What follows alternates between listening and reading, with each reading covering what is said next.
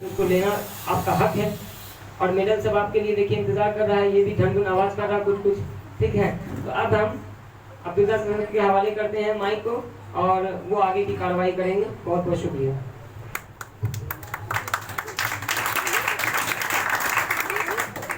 बहुत बहुत शुक्रिया फैज़ान सर का कि जिन्होंने आपको अपनी कीमती बातों से नवाजा और उम्मीद करते हैं इनकी बातों से आपको काफ़ी फ़ायदा होगा और फ्यूचर में आपको आगे बढ़ने में काफ़ी हेल्प मिलेगा।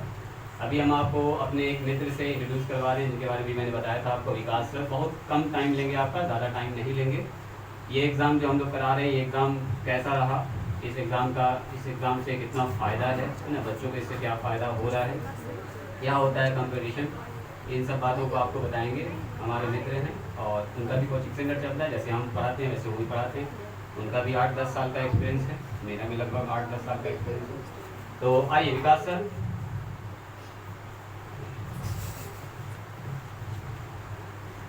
उसके बाद हम लोग प्रोग्राम को जल्दी से कंप्लीट करेंगे। बहुत देर से आप लोग बैठे हुए हैं, यहाँ पर थोड़ा सा जगह भी कम है। आइए।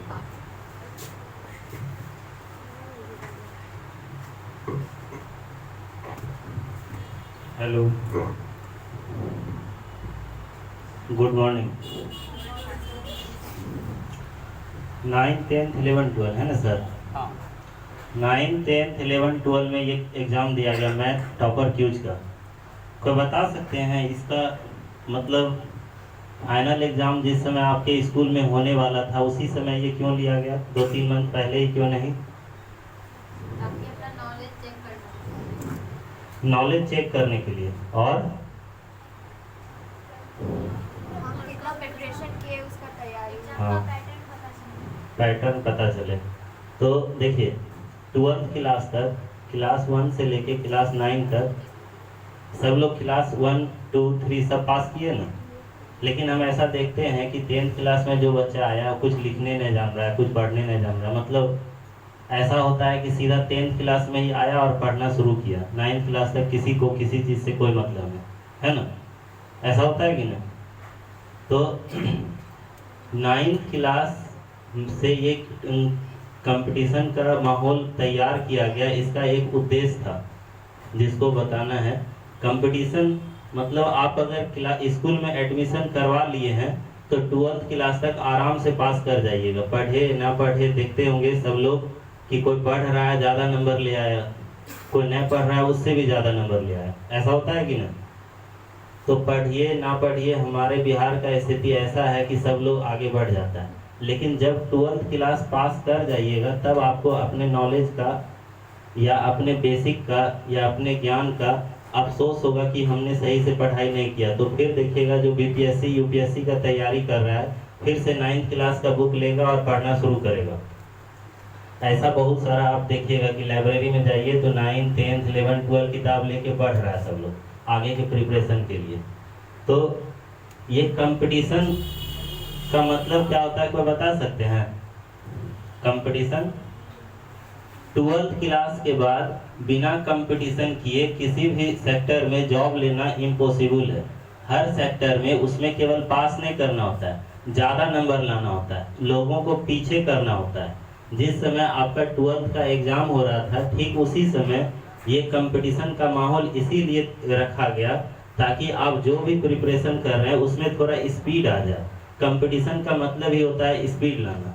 जैसे अगर बोला जाए कि अभी यहाँ से मतलब जाना है आपको जमालपुर, पैदल चलना है, तो सब लोग जा पाएंगे कि नहीं? चल जाइए ना जी, या जमालपुर छोड़िए, ये छोटा सा ही स्थान लेते, पोलो फील्ड देखे है ना, सब लोग को बोला जाए पोलो फील्ड पहुँचिए, वहाँ पर आप लोग को अच्छा सा पकवान खिलाया जाएगा, बड़े बड़े मंत्री से मिलाया जाएगा, तो पहुँच पाएंगे कि नहीं? सब लोग पहुँच सकते हैं कि नहीं? आराम से कछुआ के चाल में स्टार्ट करेंगे, धीरे धीरे जाके वहाँ पे हम लोग पहुँच जाएंगे। लेकिन अगर बोल दिया जाए कि जो 1 घंटे में पहुँचेगा केवल उसी को वो पकवान और वो मिलने का मौका मिल पाए, तो आप लोग क्या करेंगे? जो व्यक्ति सुबह में चला था और शाम तक मतलब कि पोलो फील्ड पहुँचना है ये सोच के शाम तक टाल रहे थे, वही व्यक्ति क्या करेगा, अब स्पीड में पहुँचना शुरू कर देगा, है कि ना? तो कंपटीशन भी यही है अब जो है जैसे आपको टाइम फिक्स कर दिया गया 1 आवर का, तो इसमें हो गया कि आपका कंपटीशन, आप जल्दी पहुंचेंगे तब वो मौका आपको मिल पाएगा, है ना। तो सर जो है यही काम करवाएं, एग्जाम से पहले कंपटीशन आपके माहौल में लाएं, ताकि जो भी आपका समय है उसका ज़्यादा से ज़्यादा आप यूटिलाइज कर पाएँ पढ़ने के लिए। और आप लोग ने अच्छा से पढ़ाई किया और उसका रिजल्ट ही बता रहा है कि आपने बहुत अच्छे से प्रिपरेशन किया। यही कंपटीशन का मतलब होता है कि किसी भी काम को करने के लिए अपने आप में थोड़ा स्पीड को बढ़ा देना, एक्यूरेसी को अच्छा कर लेना। ठीक है, यही बताना था। Thank you. बहुत बहुत शुक्रिया विकास सर का कि वो आए और अपना कीमती वक्त लेके। तो उनके लिए कुछ ना कुछ प्राइज़ है, चूँकि टॉपर्स को ही बुलाया गया। ठीक है, तो हम जो है क्लास 12 से स्टार्ट करेंगे। ठीक है, 12 के बच्चे पेशेंस बना के रखेंगे। ठीक है, लास्ट तक रुकेंगे। लास्ट तक रुकना, ऐसा नहीं कि आपका रिजल्ट पता चल गया तो अब हम चलते हैं सर, ऐसा नहीं करेंगे। ठीक है, और बच्चों को देखना है और बच्चों का भी हौसला अफजाई करना है आपको। उन्होंने कितना नंबर लाया, कैसा मेहनत किया, आपसे छोटे हैं, आपसे जूनियर हैं, है ना, तो उनको भी देखना है। उससे पहले हम थोड़ा सा बात आपको ये बता दें कि जैसे अब आप लोग 9th पास करके 10th में गए, 10th का बोर्ड एग्ज़ाम होता है। 11th में है तो बोर्ड एग्ज़ाम होता नहीं, जैसा फैजान सर बताया आपको।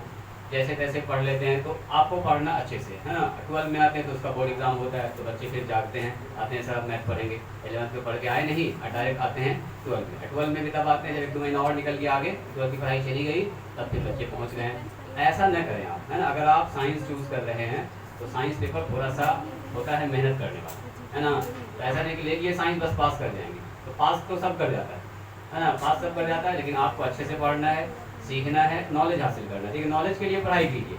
अगर आपके पास नॉलेज होगा तो मार्क्स तो आपको मिलेगा ही मिलेगा, है ना। मार्क्स कोई नहीं काट सकता। अब मार्क्स से उठाना है तो बिहार बोर्ड में क्या है, एक बच्चा 50 ऑब्जेक्टिव बना दिया, पूरा क्लासरूम उसी का कॉपी कर लिया, हो गया 50 नंबर सबका आ गया, है ना। एक ही बच्चा पढ़ता है, अब पूरे क्लासरूम में हो जाता है कॉपी पेस्ट। एक तो बच्चा मैथ वाला बैठ गया तो दाएं बाएं सबका हो गया कल्याण। मैंने एक तो अच्छे से पढ़ के आया, 5 बच्चा पास हो रहा है। ऐसा हो रहा है बिहार बोर्ड के अंदर। तो पास करना तो आसान है, लेकिन आपको पढ़ना है नॉलेज के लिए। आगे चल के आपको यही नॉलेज काम आएगा। जैसे कैसे सर बताए कि 9 तक पढ़े नहीं ठीक से, 10th 12 ऐसे पास कर, 12 के बाद जब आए तो अब आ गया कि SSC का एग्जाम देना है, रेलवे का एग्जाम देना है, बैंकिंग का देना है। अब पता चला सर फिर से 1 से लेकर 9 तक का NCERT पढ़ रहा है ना, फिर से मेहनत करें। तो क्यों ना मेहनत हम शुरुआत से करें कि फिर से पीछे जाना पड़े, फिर से मेहनत करना पड़े हमको। तो आपको क्या करना है, चीज़ों को प्रैक्टिस में रखना है। ठीक है, प्रैक्टिस से चीज़ें समझ में आती हैं। बहुत सारे बच्चे ऐसे होते हैं कि सर तो मैथ बता दिया, हाँ सर समझ में आ गया, हो गया काम। पता दूसरा टाइप का बताइए, फिर तीसरे टाइप का बताइए। मैंने एक टाइप का एक सवाल पढ़ा, आगे बढ़ गया। एक टाइप का एक सवाल 10 बार बनाइए, ताकि उस टाइप का अगर प्रॉब्लम एग्जाम में आ जाए तो आपका कलम रुके नहीं। एग्जाम में क्या होता है, आप थोड़ा सा घबरा जाते हैं, है ना। घबराहट में क्या होता है कि जो सवाल आने वाला भी है वो भी आप गड़बड़ करके चले जाते हैं। कई बच्चे के साथ ऐसा हुआ कि सर हम तो शब्द कुछ लिख के आए थे, अब आप जो लिख के आए थे, जो कॉपी चेक कर रहा हो ना, आपको मार्क्स दिया है, हम ऐसे लिखे थे सर, हम वैसे लिखे थे सर, तो ये हमको समझा दिया। अब वहाँ जो कॉपी चेक हो उसको कैसे समझाइएगा। इतना अच्छे से लिखना है कि नंबर काटने वाला सोचे कि नंबर कहाँ पर काटें। बच्चा एकदम परफेक्ट लिखा है, 5 नंबर के सवाल में 5 नंबर देने पर वो मजबूर हो जाए, है ना। ऐसा नहीं कि जैसे तैसे लिख दिए, सर हम ऐसे करके लिखे थे साइन को, अब साइन को तो आप ऐसे लिख दिए, हमको बता दिए, लेकिन वहाँ कॉपी तो जिस वक्त चेक हो रहा आप वहाँ पर मौजूद नहीं ना है। आपका कॉपी बता रहा है कि बच्चा क्या किया, है ना, कितना मेहनत किया, कैसे लिखा है, आपका राइटिंग बता रहा है वहाँ पर, आप वहाँ पर मौजूद नहीं है। आपको ऐसा लिखना है कॉपी के अंदर कि कहीं से भी नंबर काटने पर वो सोचे कि नंबर काटे कहाँ बचेगा। मैंने इस बच्चे का पूरा एकदम परफेक्ट है तो 5 में 5, 7 में 7, 10 में 10, इस तरह से नंबर आपको लाना। अब ये 10 मार्क्स का तो होता नहीं, आगे चल के हायर एजुकेशन में जाइएगा, 10 मार्क्स का भी होता है, 20 मार्क्स का भी होता है एक क्वेश्चन। तो आपको ऐसा लिखना है कि नंबर कटे। आप प्रैक्टिस रखना है, चीज़ों क्या रखना है आपको, practice. Practice makes a man perfect. एक आदमी को जो है प्रैक्टिस एकदम परफेक्ट बनाता है। तो जितना प्रैक्टिस रखिएगा उतना परफेक्टनेस आपके अंदर आता चला जाएगा। प्रैक्टिस नहीं रखिएगा खत्म हो जाएगा। और कंसिस्टेंसी बना के रखना, रेगुलर, मतलब वो है कि एक दिन मैथ पढ़े, अगले दिन भी मैथ पढ़े, अगले दिन भी मैथ पढ़े। अब वो क्या रहा है कि सर एक दिन मैथ पढ़ लिए, अब फिर 3 दिन छोड़ दिए, फिर चौथे दिन याद आया कि अब मैथ पढ़ना, फिर से मैथ पढ़ना स्टार्ट कर दिए, फिर पढ़े 2 दिन, फिर छोड़ दिए। ऐसा नहीं करना है। अगर आप साइंस के स्टूडेंट हैं, हम ज़्यादा 11 12 पढ़ाते हैं, इसके बारे में बता रहे हैं आपको। अगर आपका फिजिक्स है, केमिस्ट्री है, मैथ है, ये 3 पेपर मेन माना जाता है ना, जो बच्चे पढ़ते हैं अच्छे से। हिंदी इंग्लिश को लास्ट में पढ़ते हैं, जबकि हिंदी इंग्लिश भी कितना है, वो भी 100 नंबर का है। जैसे मैथ 100 नंबर का है, वैसे हिंदी भी 100 नंबर, इंग्लिश भी 100 नंबर है। तो सबको पढ़ना है। इस 5 सब्जेक्ट का डेली आपको रूटीन बनाना है। कि सुबह में किसको पढ़ना है हमको, शाम में किसको पढ़ना है हमको, रात में किसको पढ़ना है, और डेली पढ़ना है। चाहे आप 10 ही मिनट पढ़िए, लेकिन डेली पढ़िए, बार बार पढ़िए, बार बार देखिए। देखने से क्या होता है, याद हो जाता है। अगर 10 बार हम आपको ये चीज़ दिखाएं तो आपको याद हो जाएगा कि यहाँ पर YouTube का लोगो बना हुआ है, नहीं याद हो जाएगा आपको। अगर आप देखिएगा किसी किताब को आप ज़्यादा पढ़ते हैं तो उस किताब में किस पेज पर कहाँ पर कौन सा फिगर बना हुआ आपको याद हो गया होगा, है ना। अगर आपने मैथ ठीक से पढ़ा होगा या जिस किताब को आप ज़्यादा पढ़े होंगे तो किस किताब में कहाँ पर कौन सा फिगर बना वो भी आपको याद हो जाता है। तो याद करने का तरीका है क्या है कि इसको बार बार देखिए, बार बार देखिए, देखते देखते आपको याद हो जाएगा। आप देखना बंद कीजिएगा तो भूल जाइएगा। आप याद कीजिए आपके दोस्त होंगे बचपन में, अगर वो दिखते नहीं हैं, अगर 10-20 दिन दिखे नहीं या साल भर दिखे नहीं तो वो आदमी भूल जाता है। मेरा भी बहुत सारे दोस्त हम लोग साथ में घूमते थे 10th क्लास में, सारे साथ काम करते थे। लेकिन आज वो कहीं दिल्ली में है, कोई हरियाणा में, कभी जब काम पड़ता तब याद आता अच्छा हाँ वो दोस्तों। यानी कि सामने से जब चीज़ हट जाती है तो आदमी भूल जाता है। तो उसको क्या करना है, जैसे फार्मूला का लिस्ट बना लिया और उसको बार बार रिकॉल कर रहे हैं, बार बार दोहरा रहे हैं, है ना। तो उसको क्या होगा, आपको याद रहेगा। वरना अगर बार बार नहीं देखिएगा तो वो कंफ्यूजन करेगा। अब वहाँ पर 2 था कि 3 था, कंफ्यूज कर देंगे। अब बार बार देख रहे हैं तो कॉन्फिडेंस से बोलेंगे हाँ वहाँ पर सर 2 था, वहाँ पर ये चीज़ लिखा हुआ था। तो याद करने का तरीका क्या है, या तो उसको बार बार लिखिए या बार बार देखिए, बस देखते रहना। और साथ साथ जो भी क्लास में पढ़ाई होती है, कहीं भी पढ़ते हैं आप, चाहे 9th में हो, चाहे 10th में हो, चाहे 11th में, 12th में, कहीं भी पढ़ाई कर रहे हैं, रिवीजन बहुत ज़रूरी है। बच्चे यहाँ पढ़ लेते हैं, रिवीजन नहीं करते हैं, ठीक है। तो सबसे बड़ी कमी बच्चे के अंदर ही है, जो सवाल दे रहे हैं सर बनाने के लिए, जो होमवर्क दिया जा रहा है, आप उसको जाके घर पर बनाते रहिए। कि आप पढ़ के गए यहाँ पर, आप जाके घर पर रख दिए कॉपी, अगले दिन फिर टाइम हुआ कोचिंग का, यहाँ पे पहुँच गए, ठीक है। तो ऐसा काम आपको नहीं करना। हम समझ रहे हैं कि आप लोगों को काफ़ी देर हो गया और यहाँ पर जगह भी कम है, थोड़ा सा गैदरिंग ज़्यादा है, तो अब हम लोग अनाउंस करेंगे रिजल्ट का, है ना। तो चलिए हम स्टार्ट करेंगे अभी क्लास 12 से। 12 के बच्चे पेशेंस से रहेंगे और बैठे रहेंगे, है ना, लास्ट क्लास तक रहेंगे। हम सीनियर वैसे इसलिए स्टार्ट कर रहे हैं कि सीनियर के पास पेशेंस ज़्यादा होता है ना। आप अपने जूनियर का भी हौसला अफजाई करना है, जो आपके जूनियर हैं, जो आपसे छोटे हैं, उनका भी हौसला अफजाई करना, उनका रिजल्ट देखना है तो उनका कैसा मार्क्स आया, कितना नंबर लाए, ठीक है। तो चलिए हम क्लास 12 से स्टार्ट करेंगे। 12 के टोटल मैंने बुलाया है 11 बच्चे को, ठीक है। 12 में कम बच्चे शामिल हुए थे तो मैंने 11 बच्चे को बुलाया है, और 3 बच्चे को हम यहाँ पर बुलाएंगे, ठीक है, इस जगह पर इनाम देने के लिए। क्योंकि यहाँ पर थोड़ा सा स्पेस का प्रॉब्लम है तो आने में दिक्कत होगी, सबको हम नहीं बुलाएंगे। 3 बच्चों को बुलाएंगे, फर्स्ट, सेकंड और थर्ड को। बाकी का जो इनाम है यही से हम बढ़ा देंगे, उनके पास पहुँच जाएगा। आप उनकी जगह पर बैठे रहिए, ठीक है।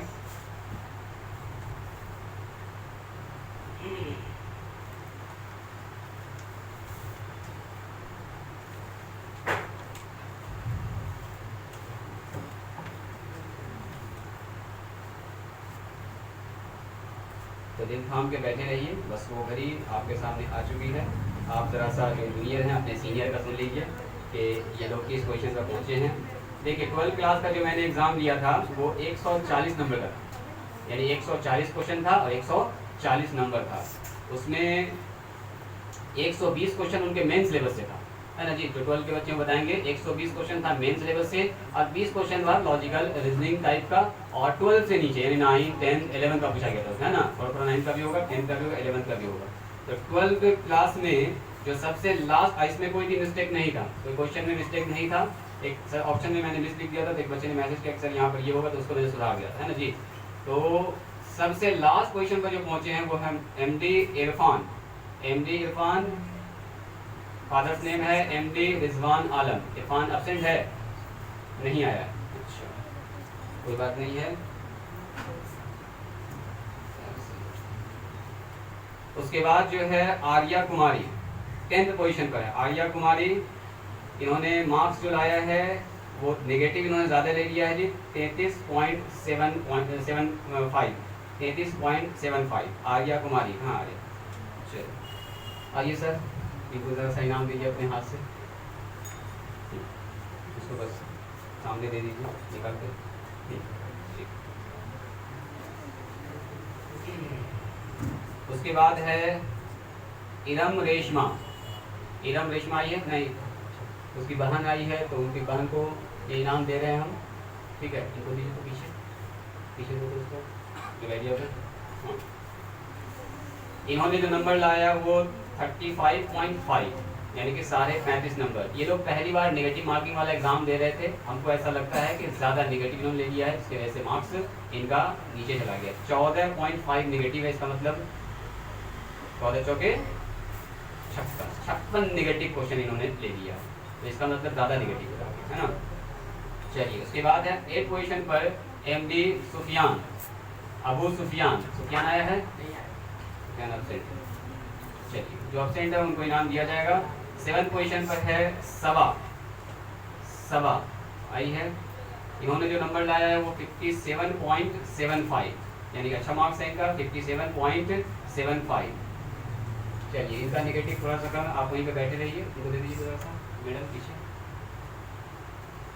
चलिए 6 पोजीशन पर है खुशी कुमारी, खुशी कुमारी, फादर्स नेम है कन्हैया राम, खुशी, खुशी आई है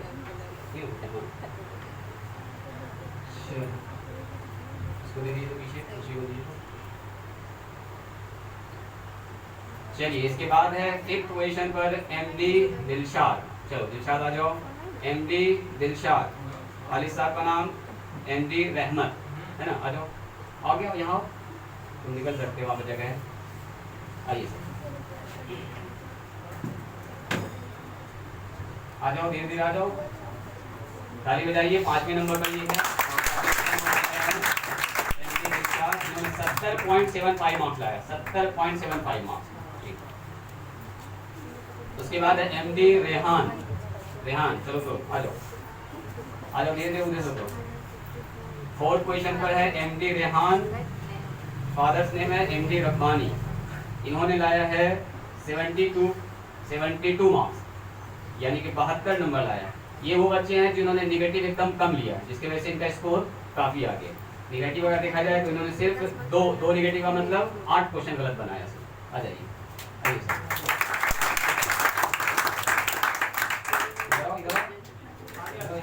यहाँ पर बताइएगा सर, आप इधर आ जाइए, ठीक। चलिए अब वो बच्चे हैं, अब वो बच्चे हैं जिनको इनाम के साथ साथ नगद इनाम भी दिया जाएगा। तीसरे पोजीशन पर बुला रहे हैं हम, जिनको 300 का नगद इनाम दे रहे हैं। और आगे जो चूंकि बच्चे ये मैथ में तेज हैं तो आगे चलकर उम्मीद किया जाएगा कि मैथ ही पढ़ेंगे, तो इनको ग्रेजुएशन वाला किताब दिया जाएगा, है ना, ऑनर्स का किताब दिया जा रहा है मैथ का। सौरभ कुमार 3rd पोजीशन पर है, सौरभ कुमार, निकल लेते उसको, सौरभ कुमार, फादर्स नेम है प्रमोद शर्मा।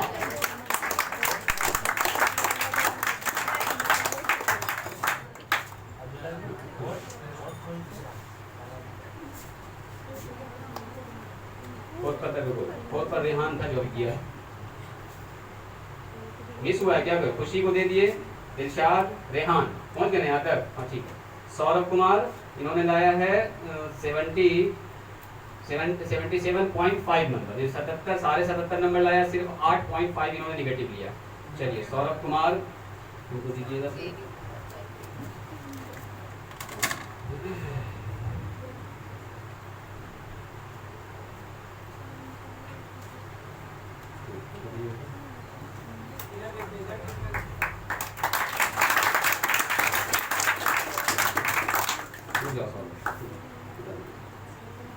इनको बुक दिया जा रहा है ग्रेजुएशन का, ताकि आगे पढ़ें। ये मैथ में काफ़ी तेज बच्चे हैं और बिहार बोर्ड में भी काफ़ी अच्छा स्कोर किया इन्होंने, ठीक है। चलिए दूसरे पोजीशन पर है मोहम्मद सादिक, मोहम्मद सादिक, इन्होंने नंबर लाया है 84.25, 140 में 84 नंबर नेगेटिव मार्किंग के साथ।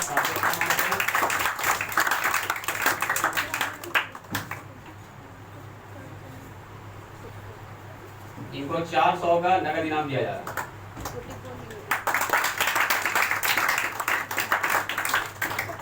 और ग्रेजुएशन की किताब दी जा रही है हायर ट्रिग्नोमेट्री, आगे चलकर अगर मैथ पढ़ेंगे तो ट्रिग्नोमेट्री में हेल्प करेगी, ठीक। आप विकास सर आइए। चलिए फर्स्ट पोजीशन पर है आयुष कुमार, आयुष राज, आयुष राज, फादर्स नेम है डब्लू कुमार, इन्होंने 140 में 108 नंबर लाया, काफी अच्छा मार्क्स है, बेहतरीन स्कोर किया इन्होंने। 16 क्वेश्चन इन्होंने मिस्टेक किया था, जिसकी वजह से 4 नंबर इनका कटा है। आयुष राज,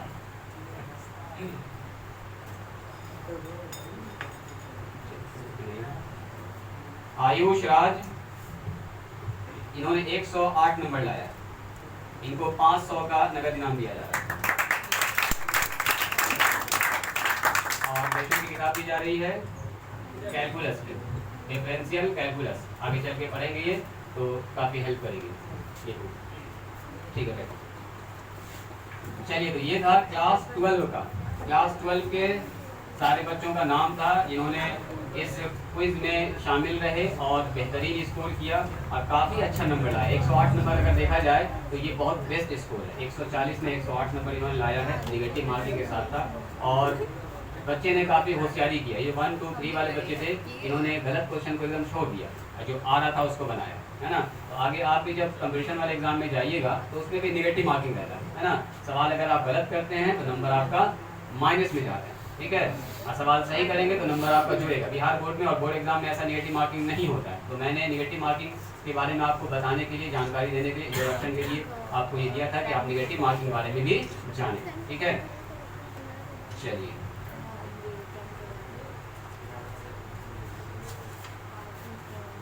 इसके बाद हम लोग क्लास 11th के बच्चों को कॉल करेंगे, ठीक है।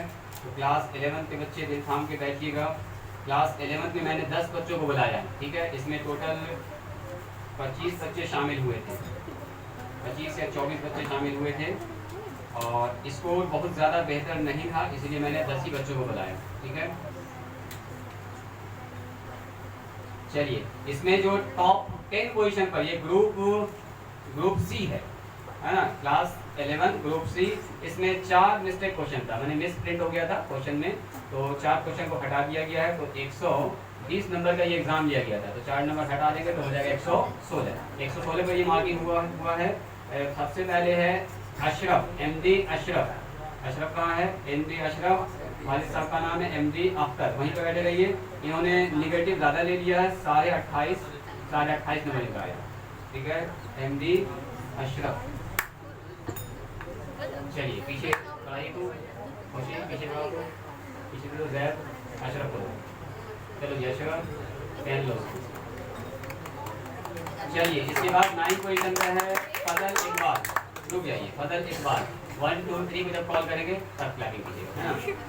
फजल इकबाल इन्होंने नंबर लाया है 30, टोटल 30 नंबर, है ना। निगेटिव मार्किंग ज़्यादा ले लिया, 7 चौके 28, 7 निगेटिव इन्होंने लिया, यानी कि 7 चौके 28 निगेटिव। फजल इकबाल आए हैं, फजल इकबाल। चलिए,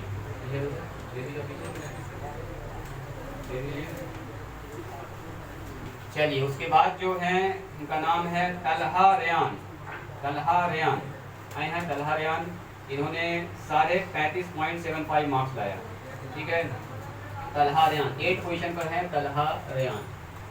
पीछे दे दीजिए, पीछे 3 ही बच्चों को बुलाएंगे, 3-4 बच्चे को, क्योंकि जगह कम का प्रॉब्लम है, आने जाने में आपको दिक्कत हो रही है, बार बार करना चढ़ना पड़ रहा है। इसके बाद है अदनानुल हक, सारे 37 नंबर आए हैं।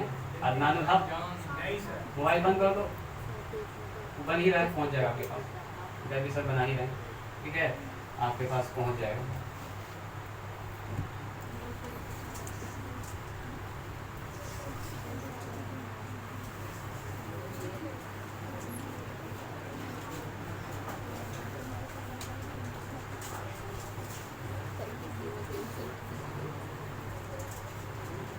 फैजान आमिर भाई आए हैं, देखकर अंदर आ पाएंगे वो? पहले उनसे बात किया जाए, अगर आप आएंगे तब बुलाया जाए, उनको पहले दिखाया जाए। अंदर आप आएंगे?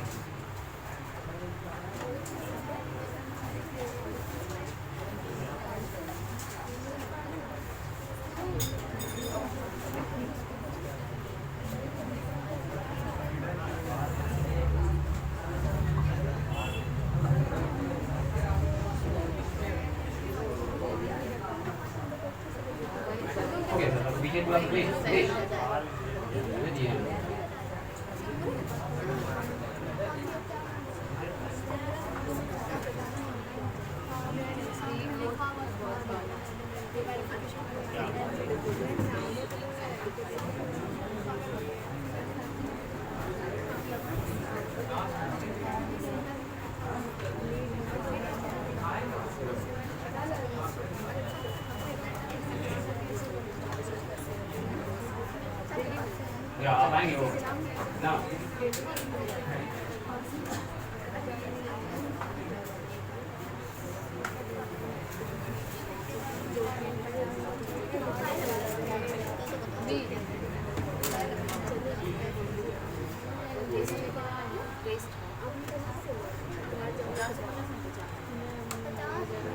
आप थोड़ा सा देर कीजिए, पहले आते नहीं एडजस्ट करके हो जाता है, फिर उसके बाद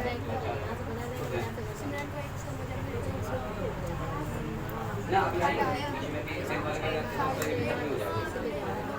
आइए इससे पहले 10 मिनट रिपोर्ट 5 रिपोर्ट ना सब कुछ चलता है लेके जाएगा।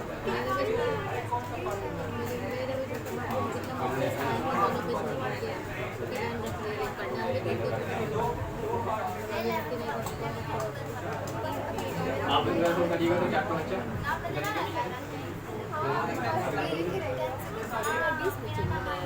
चार तो बच्चा उधर ही नीचे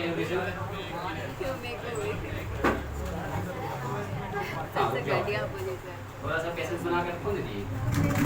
वही किया था हमारे आमिर भाई आए हुए जो एहसास फाउंडेशन चलाते हैं, काफ़ी फेमस है और काफ़ी गरीब लोगों की हेल्प भी करते हैं, आप जानते भी होंगे बहुत सारे मुंगेर लेवल पर। और उसका पीछे वाले बैंक और हटा दिया जाता है और उनको जो अंदर बुलाया आप सर इधर आइए।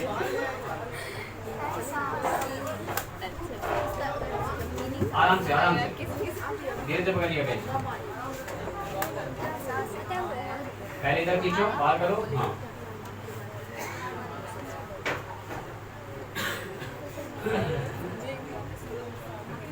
वो कीमती बात आपके सामने रखेंगे, थोड़ा थोड़ा आपसे इंट्रोड्यूस करवाएंगे, उसके बाद फिर 10th वाला जो रिजल्ट है उसको अनाउंस करेंगे।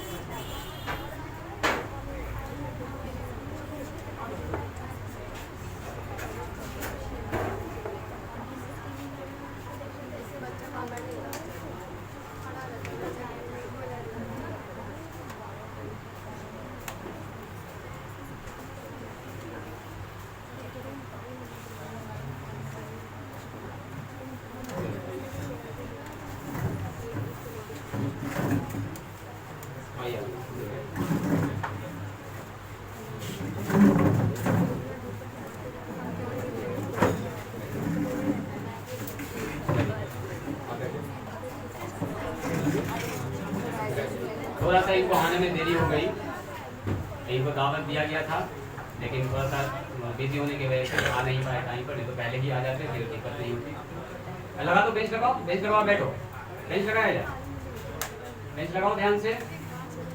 हाँ लगाओ ध्यान से।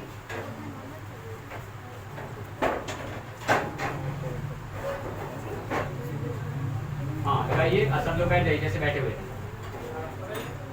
बस 10 मिनट में आपका फाइनल कर रहे हैं प्रोग्राम को। प्रोग्राम लगभग फाइनल हो चुका है, 2 ग्रुप का अनाउंस कर चुके हैं, 10th 11th और 12th, बस 10th और 9th का बचा हुआ है।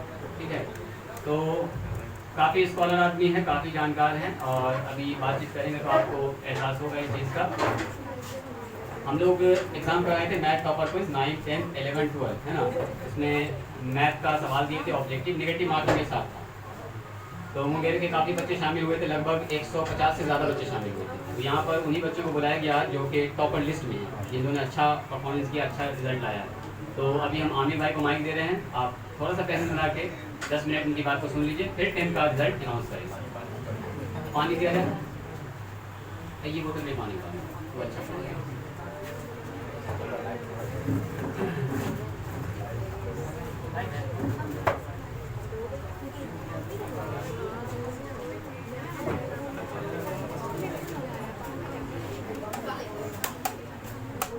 लीजिए, आपके साथ हैं, आपके सामने आमिर।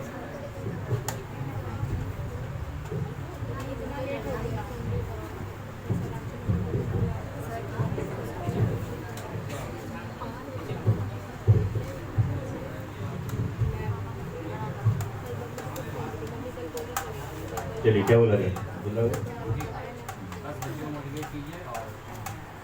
चलिए, बहुत बहुत शुक्रिया अब्दुल्ला भाई का कि हमें इन्होंने याद किया। मैं हमेशा एक अशार कहता हूँ कि गर्मी न ऊन में होती है, ना खून में, ना महीने की जून में, गर्मी तो जुनून में होती है। तो आप लोग अपने अंदर के जुनून को निकालें और हमेशा अपने आप को आप ये समझिए आई एम द बेस्ट, ठीक है। और भी बहुत सारे एग्जाम्पल हैं हमारे, आप लोग तो वो जो इंटर के 9-10 के स्टूडेंट समझदार हो, मोबाइल तो आप